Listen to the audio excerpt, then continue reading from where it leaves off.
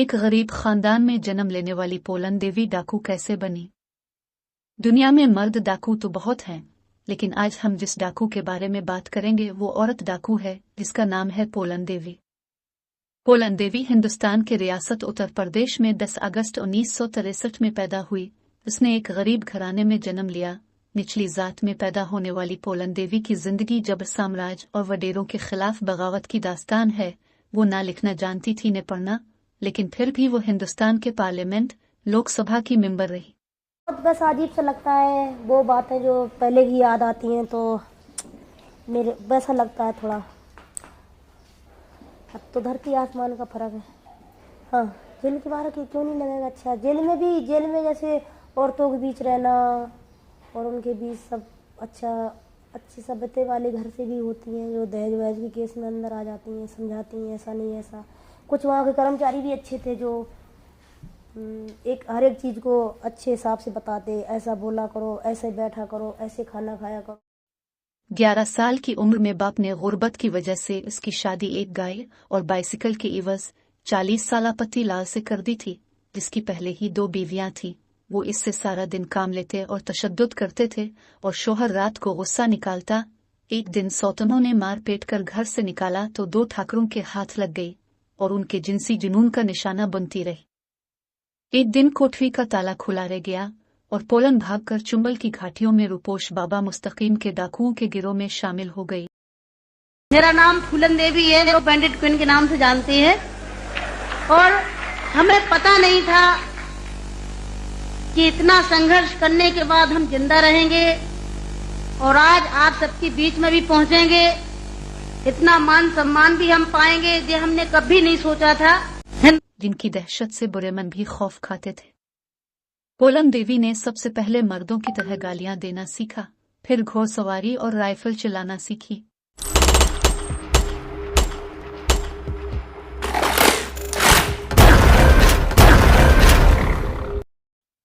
बाबा मुस्तकीम police के हाथों मारे जाने के बाद विक्रम गिरोह का लीडर बना, जो पोलन का महबूब भी था। विक्रम की मुखालिफ डाकू गिरोह के हाथों कत्ल के बाद पोलन गिरोह की सरदार बन गई और डाकुओं की मलिका कहलाने लगी। 1981 में पोलन देवी ने 24 ठाकरों को हवेलियों से घसीटकर बाहर निकाला और फायर खोल दिया, जिससे 22 ठाकुर मारे गए। बाद में इसका यह कहना था कि इसने अपने साथ होने वाली इज्तिमाई ज़ियादती का बदला लिया। पोलन देवी पर बेशुमार किताबें लिखी गईं, जिनमें सबसे मशहूर मुसन्निफा माला सीन की किताब बैंडिट क्वीन है, जिसका 27 ज़बानों में तर्जमा हुआ और नामवर फिल्मसाज शेखर कपूर ने इस पे बैंडिट क्वीन के नाम से ही फिल्म बनाई। खुद पोलन ने माई लाइफ के नाम से किताब लिखी, जिसे फ्रांसीसी मुसन्निफा ने भारतीय मुतरजिम की मदद से तहरीर किया, जिसकी 7 लाख कापियां दुनिया भर में फरोख्त हुईं। पोलन ने बताया कि वे सिर्फ गरीबों पर जुल्म करने वालों को लौटती थी, जो गरीबों की लड़कियां उठाकर ले जाते और नीची जात वालों को अछूत समझते थे। पोलन देवी ने पुलिस और सरकारी मशीनरी को इस कदर जिच किया कि इंदिरा गांधी ने हुक्काम को इख्तियार दिया कि अगर पोलन को गिरफ्तार नहीं कर सकते तो इससे कोई डील कर लो। पोलन देवी ने 1983 में अपने आप को पुलिस के हवाले कर दिया और 1994 तक वो जेल में रही और फिर 1994 में पोलन देवी ने लोकसभा की रुकनियत हासिल की। 1998 में शिकस्त का सामना करने के बाद अगले साल एक बार फिर वो रुकन पार्लियामान बनी। जेल से आज़ादी के बाद दुनिया के तकरीबन 80 ममालिक ने इसे मदऊ किया और 20 ममालिक ने नोबेल प्राइज के लिए नामजद किया, लेकिन भारतीय हुकूमत के ठाकरों ने इसकी नामजदगी को सर्द खाने में डाल दिया।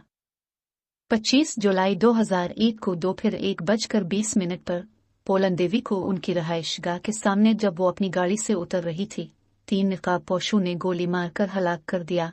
पोलन देवी इस वक्त भारतीय पार्लियामेंट की रुकन थी। शमशीर सिंह राणा को दिल्ली में पोलन देवी के कत्ल के कुछ ही रोज बाद गिरफ्तार कर लिया गया और पुलिस के मुताबिक इसने इकरार जुर्म भी कर लिया। शमशीर सिंह का कहना था कि उसने पोलन देवी के हाथों 1981 के वैलेंटाइन डे के मौके पर आला ज़ात के 22 अफराद की हलाकत का बदला लिया।